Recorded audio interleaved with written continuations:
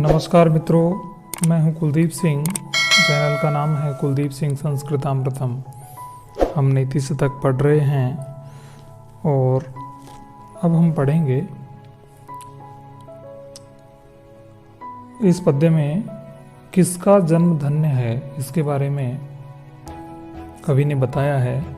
परिवर्तिनी संसारे मृतः को वा न जायते स जातो ये न जाते न याति वंशः समुन्नतिम। इस परिवर्तनशील संसार में मृतः को वा न जायते, को यानी कौन, मृतः यानी मरता नहीं है, वा अथवा न जायते या फिर उत्पन्न नहीं होता है, अर्थात कौन नहीं मरता और कौन मर के उत्पन्न नहीं होता।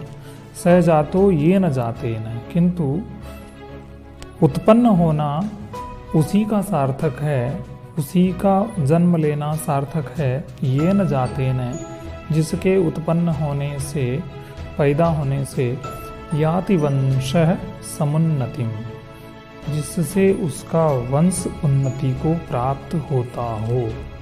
तो हमें अपने जन्म को सफल बनाना है, तो अपने वंश अर्थात कुल को हमें उन्नति को प्राप्त कराना है, और वह हम अपने अच्छे कार्यों से कर सकते हैं। अगला पद्य देखें।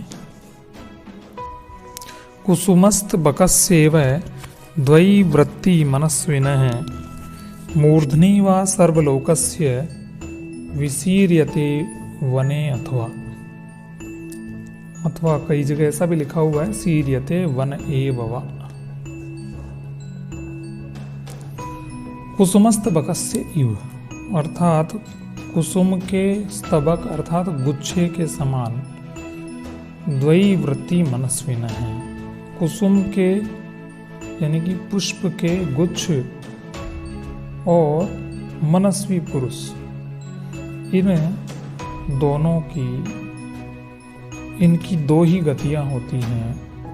द्वयी वृत्ति मनस्विन है, फूलों के गुच्छे और मनस्वी पुरुष, इनकी दो वृत्तियां होती हैं। मूर्धनि वा सर्वलोकस्य, अर्थात या तो ये सर्वलोकस्य समस्त संसार के मूर्धनि अर्थात मस्तक पर रहते हैं, यानी कि वो अत्यधिक सम्मान को, श्रेष्ठता को प्राप्त करते हैं। अथवा विसीर्यते वने, अथवा या फिर वो वन में ही नष्ट हो जाते हैं। अर्थात मनस्वी पुरुष और फूलों का गुच्छा, इनकी दो प्रकार की प्रकृति होती है। या तो वह वन में अर्थात एकाकी जीवन रहते हुए ही अपना जीवन नष्ट कर देते हैं, व्यतीत कर देते हैं, या फिर वो संसार के मस्तक पर अर्थात श्रेष्ठ सम्मान वो प्राप्त करते हैं अथवा नष्ट हो जाते हैं। प्रस्तुत जो पद्य है यह तेजस्वी लोग प्रायः कष्ट को प्राप्त होते हैं, ऐसा इसमें बताया गया है कि जो व्यक्ति तेजस्वी होता है वह कष्टों को प्राप्त करता है और उसके जीवन में कष्ट, कठिनाइयाँ खूब आती हैं, फिर भी वे पुरुषार्थी होते हैं और उन्नति को ही प्राप्त होते हैं। शन्तेऽपि बृहस्पति प्रभृतय संभाविता पंचशः तान् प्रत्येष विशेष विक्रम रुचि राहुर्न वैरायते द्वावेव ग्रसते दिवाकर निशा प्राणेश्वरौ भास्वरौ भ्रातः पर्वणि पश्य दानवपतिः शीर्षावशेषा कृतिः। सन्ति अन्ये अपि, अन्य भी हैं। बृहस्पति प्रभृतय है, बृहस्पति इत्यादि। संभाविता पंचशाः, संभावित अर्थात सम्मानित, पंचशाः यानी 5-6। ऐसे 5-6 और भी संभावित श्रेष्ठ ग्रह हैं, बृहस्पति इत्यादि, वो जो ब्रह्मांड में हैं। तान प्रति एषः विशेष विक्रम रुचिर राहुर न वैरायते, किंतु उनके प्रति विशेष पराक्रमी की इच्छा रखने वाला, विशेष पराक्रम की इच्छा रखने वाला राहु उनसे वैर नहीं करता। राहु जो ग्रह है वह इन अन्य जो श्रेष्ठ सम्मानित और भी 5-6 ग्रह हैं, बृहस्पति इत्यादि, उनसे वह वैर नहीं करता, क्योंकि इसका यह पराक्रम में रुचि रखने वाला है, विशेष पराक्रम में रुचि रखता है। द्वावेव ग्रसते, इसलिए वह दो ही को ग्रसता है, दो ही वह ग्रहों को ग्रसता है। दिवाकर निशा प्राणेश्वर, दिवाकर यानी जो दिन को करता है, अर्थात दिन जिससे बनता है वह है सूर्य। निशा प्राणेश्वर, और निशा का जो प्राणेश्वर है, निशा अर्थात रात्रि, अर्थात रात्रि का जो ईश्वर चंद्रमा है, तो चंद्रमा और सूर्य इन दोनों को ही भास्वर यानी कि चमकने वाले इन दोनों ही ग्रहों को राहु ग्रसित करता है, इन्हीं पर ग्रहण वह लगाता है। और वो भी कब भी, भ्रात है पर्वणि पश्य दानवपति शीर्षावशेषाकृति, और वह भी कब, पर्वों पर। पर्व अर्थात चंद्रमा का पर्व है पूर्णिमा, तो वह पूर्णिमा को उसे ग्रहण लगाता है, उसको ग्रसता है। और अमावस्या के दिन सूर्य ग्रहण होता है, तो वह सूर्य को अपना ग्रास बनाता है। तो हे भ्राता, देखो हे भाई, इन दोनों ही प्रकाशमान सूर्य और चंद्रमा को यह अमावस्या और पूर्णिमा, इन पर्वों पर वह ग्रसता है, क्योंकि वह विशेष विक्रम रुचि, विशेष पराक्रम में उसकी रुचि है। तो इस तरह से हमने देखा कि तेजस्वी लोग जो हैं वो प्रायः कष्ट को भोगते हैं। शीर्षावशेषाकृति ही इसका अर्थ है यहाँ, जो केवल शीर्ष अर्थात राहु का केवल मस्तक होता है, वह राहु केवल मस्तक मात्र अवशिष्ट होता हुआ भी ऐसे विशिष्ट ग्रहों को ग्रसित करता है। अगला हम देखेंगे जो पद्य है वह है कि महापुरुषों का चरित्र इसमें अकथनीय बताया गया है, बहुत ही महान चरित्र उनका है। वहति भुवन श्रेणीं शेषः फणाफलकस्थितां कमठपतिना मध्ये पृष्ठं सदा स च धार्यते तमपि कुरुते क्रोडाधीनं पयोधीरनादरात् अहमहतां निश्चिमान चरित्र विभूतय। वहति भुवन श्रेणीं शेष फणफलकस्थितां, वहति भुवन श्रेणीं, भुवन यानी संसार की श्रेणी अर्थात श्रृंखला को। शेषनाग, शेष है शेषनाग, फणा फलक स्थिताम, अपनी फणा के फलक पर स्थित रखता है। शेषनाग अपने फणपटल पर स्थित भुवनों की, लोकों की पंक्ति को, श्रृंखला को धारण करता है। भुवन श्रेणी यहाँ ये तलातल, रसातल, महातल, पाताल है ना, इस तरह से 7 जो तल हैं उनको सबको वह धारण करता है। अतल, वितल, सुतल, तलातल, महातल, रसातल और पाताल, इस तरह से ये 7 को वह भुवन श्रेणी को अपने फलक फण पर धारण करता है।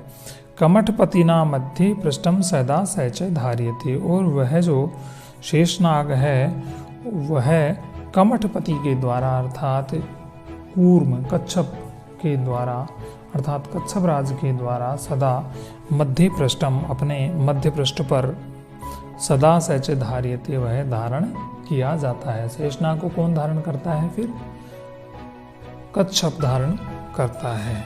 तमपि कुरुते क्रोडाधीनम पयोधि अनादरात, और उसको भी अर्थात उस कच्छप को भी क्रोडाधीनम यानी अपने गोद में कुरुते कर लेता है, गोद में स्थान देता है। पयोधि समुद्र, अनादरात अर्थात बिना आयास के, बिना किसी प्रयत्न के, क्रोडाधीनम यानी अंकगत कर लेता है।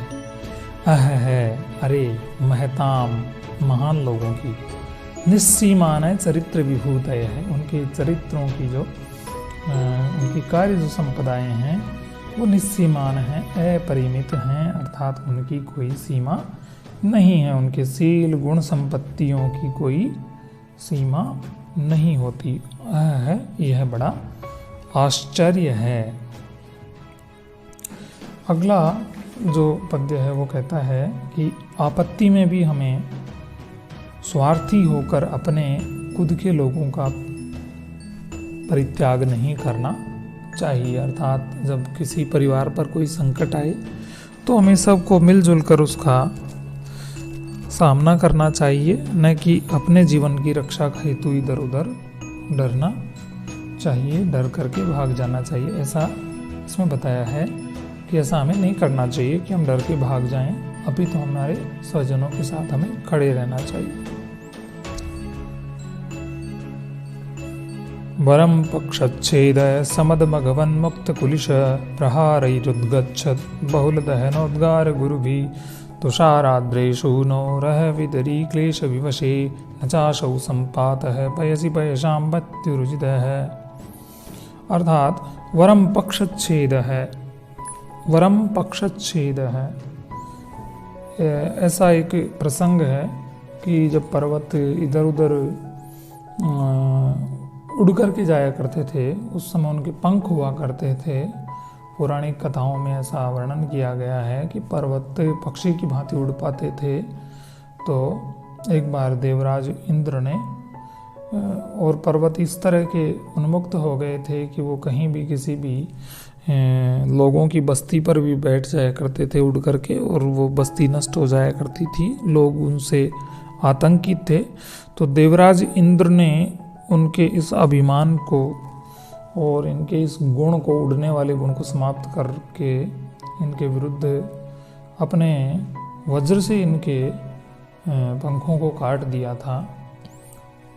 तो उसके बारे में बता रहे हैं। वरम पक्षच्छेद है, वरम यानी श्रेष्ठ है, पक्षच्छेद है पक्षों का छेद करना, अर्थात उनको कट जाना श्रेष्ठता। कौन? तुषार समद मघवन मुक्त कुलिश, जो समद अर्थात गर्व से चूर, इंद्र मघवन नाम है इंद्र का, मुक्त कुलिश अर्थात इंद्र के द्वारा छोड़े गए वज्र के आघात से पंखों का कट जाना श्रेष्ठ था।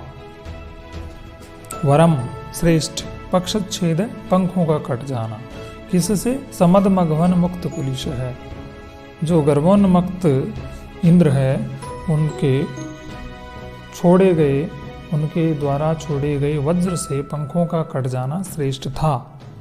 प्रहारैहि, कुलिश के प्रहार से, कुलिश यानी वज्र, वज्र के प्रहार से। उद्गच्छद बहुल दहनोद्गार गुरुभिः, अर्थात उठती हुई आग की ज्वाला के कारण असह्य। प्रहारैर उद्गच्छद बहुल दहनोद्गार गुरुभिः, उठी हुई पर्वत की, उठी हुई आग की ज्वाला के कारण असह्य। तुषाराद्रेः शूनः, तुषाराद्रेः, तुषार अद्रेः यानी तुषार नाम है हिम का, आद्रेः यानी पर्वत का। तुषाराद्रेः शूनो, तुषाराद्रि अर्थात जो हिमालय का पुत्र मैनाक जो पर्वत है उसके है, अरे पितरी क्लेश विवशे, पिता के कष्ट में विवश होने पर भी न चासौ संपात है पयसी पयसाम पत्युरुचित है। न च असौ संपात है उसका गिरना, पयसी पयसाम पत्युः, पयसी पयसाम पत्युः का अर्थ है समुद्र में, जल में, जलों के स्वामी के जल में अर्थात समुद्र में उसका गिरना उचित नहीं था। ऐसा प्रसंग है कि जब इंद्र अपने वज्र से पर्वतों के पंख काटने के लिए उद्यत हुए तो वो हिमालय की ओर आए तो उनका जो पुत्र मैनाक था वह अपने पंखों को बचाने के लिए और अपने आप को बचाने के लिए वह समुद्र में जाकर छिप गया था और हिमालय के पंख इंद्र ने काट दिए होंगे। ऐसा पयसी पयसाम पत्युरुचित है। न चासौ संपात है पयसी पयसाम पत्युरुचित है। समुद्र के जल के स्वामी समुद्र के अंदर जाकर के और गिर जाना यह श्रेष्ठ नहीं था, अपितु उसे यह श्रेष्ठ था कि वह अपने पंखों को ही कटा लेता। अगला पद्य देखें। यद चेतनोपि पादैः स्पृष्टः प्रज्वलति सवितुरनिकान्तः तत्तेजस्वी पुरुषः परिकृत निकृतिं कथं सहते। अचेतनोपि स्वापमानं न सहते। अचेतन भी अपने अपमान को नहीं सहन करता है। इसके बारे में फिर चेतन के लिए तो क्या कहा जाए, अर्थात बिना चेतना से युक्त व्यक्ति भी अपमान को सहन नहीं करता। यद अचेतनोपि पादैः स्पृष्टः प्रज्वलति सवितुर इनकांत। इनकांति नाम की जो मणि है इनकांत, वो सूर्य के पैरों से अर्थात उसकी किरणों से स्पर्श मात्र से जब पैरों से स्पर्श करने से वह अचेतन मणि भी जलने लग जाती है। तब तेजस्वी पुरुष है तो फिर तेजस्वी पुरुष परिकृत निकृतिम दूसरे के द्वारा किए हुए अपमान को कथम सहते किस प्रकार से सहन कर सकता है, अर्थात उसे सहन नहीं करना चाहिए। सिंह शिशुरपि निपतति मदमलिन कपोल भित्तिषु गजेषु प्रकृतिरियं सत्ववतां न खलु वयसस्तेजसो हेतु। सिंह का शिशु भी निपतति याना गिरता है, मदमलिन कपोल भित्तिषु गजेषु मद के से मलिन हुए कपोलों की भित्तियों वाले गज पर। ऐसे श्रेष्ठ गज पर मतवाले हाथी पर भी सिंह का शिशु भी गिर पड़ता है, प्रहार कर देता है। प्रकृति यम सत्ववताम, यही प्रकृति सिद्ध है, स्वभाव सिद्ध है। सत्ववताम यानी कि जो सत्ववान जो तेजस्वी हैं उनके बलशालियों की यह प्रकृति है। वह है यानी कि जो अवस्था है वह तेज से हेतु न, वह तेज का कारण नहीं, अर्थात अवस्था से इसका कोई आपस में वास्ता नहीं आता। अवस्था तेजस्विता के कारण नहीं होती है। आज हम इन्हीं पद्यों को पढ़ेंगे। अगली कक्षा में मैं पुनः अगले पद्य लेकर उपस्थित होऊंगा। धन्यवाद। जयतु संस्कृतम, जयतु भारतम।